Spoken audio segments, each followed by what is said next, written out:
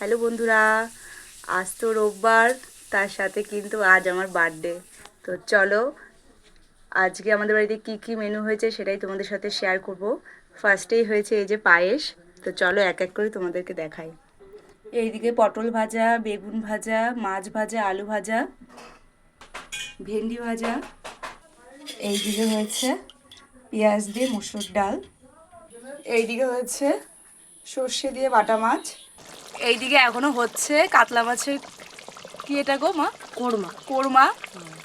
এই বাড়িতে হচ্ছে বার্থডের দিন মাংস আর কি পাতে দেয় না দুপুরবেলা। তো এই যে এদিকে চিকেন রান্না হবে, এটা রাতের জন্য।